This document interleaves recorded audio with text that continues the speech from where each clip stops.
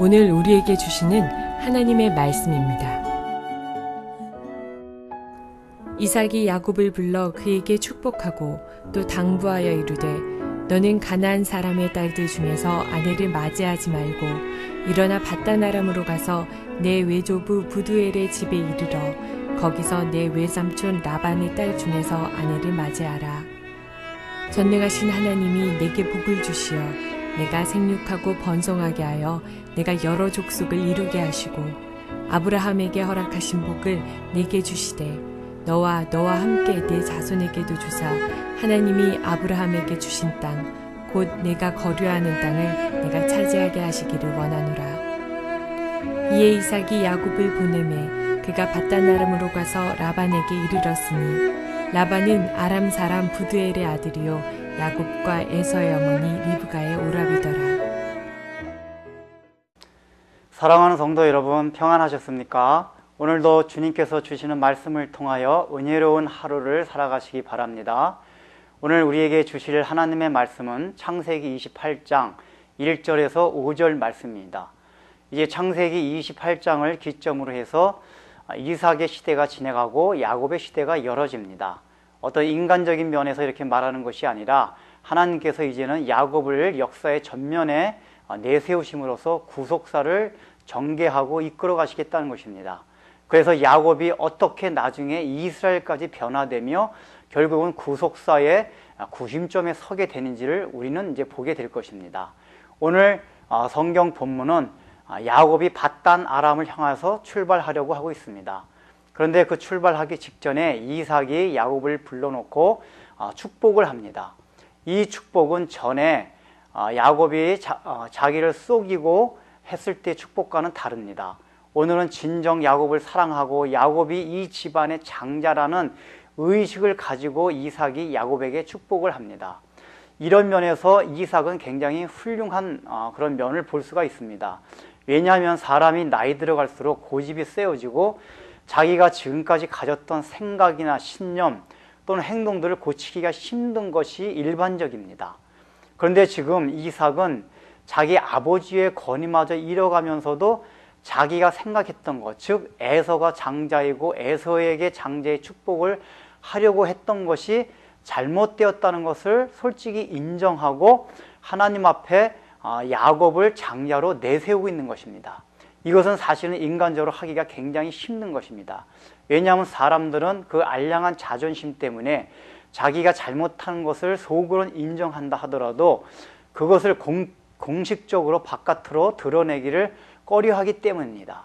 역시 이삭은 순종의 사람답게 이렇게 결정적인 면에 있어서는 다시 하나님의 뜻을 깨닫고 자기의 뜻을 꺾고 하나님의 뜻에 순종하고 있는 것입니다.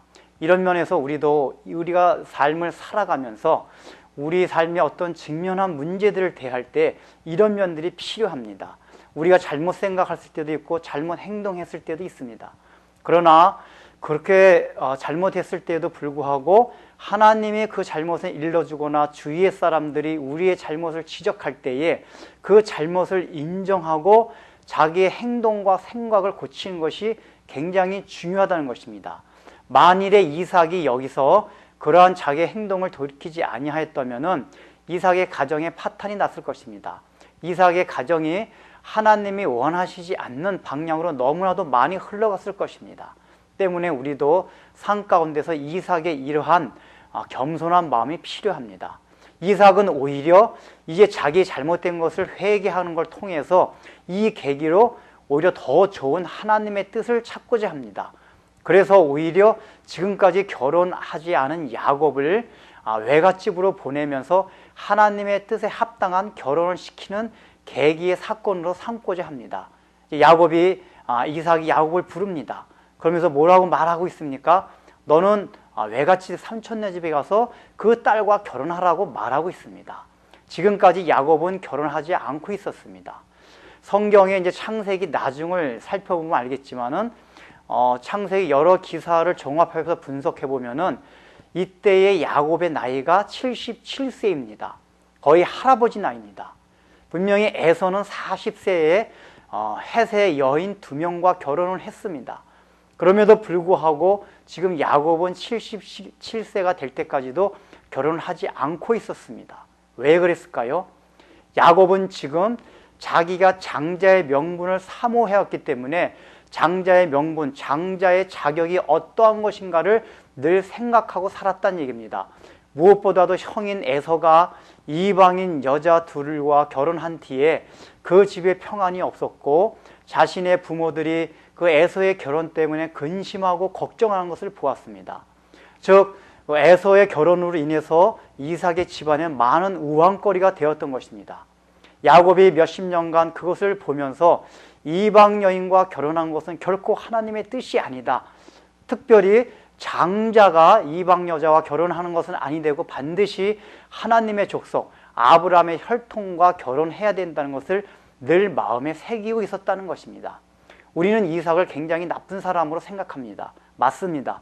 인간적으로 간교하고 굉장히 계책이 많은 그런 사람임에도 불구하고 바로 야곱의 이런 점이 하나님의 마음에 들었던 것입니다. 하나님의 약속을 사모하고 하나님의 뜻을 이루기 위해서는 다른 인간적인 약점이 있음에도 불구하고 그것을 버릴 줄 아는, 그것을 기다릴 줄 아는 마음이 야곱에게 있었던 것입니다. 따라서 오늘날 우리에게도 야곱의 이런 정신이 필요합니다. 우리는 야곱과 같이 다 인간적인 결정과 실수와 나쁜 점들을 가지고 있습니다. 그럼에도 불구하고 우리가 하나님의 약속을 사모하고 하나님의 말씀을 사모하면서 어떻게 해서든지 내가 하나님의 뜻을 이루려고 하는 그 뜻이 있을 때 하나님께서 우리를 사랑하시고 우리의 일생 가운데 개입하심으로써 선한 길로 인도하신다는 것입니다. 기도하겠습니다. 하나님 아버지, 참 이삭은 자기의 잘못한 것을 공식적으로 인정하고 하나님 앞에 회개하였습니다. 이것이 얼마나 어려운 일인 줄 우리가 살아가면서 잘 알게 됩니다.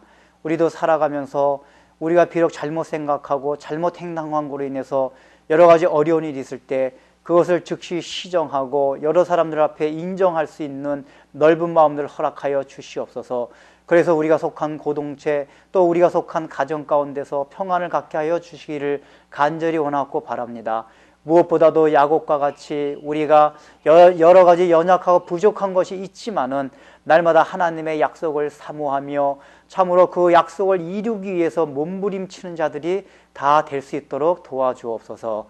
예수님의 이름으로 기도드립니다. 아멘.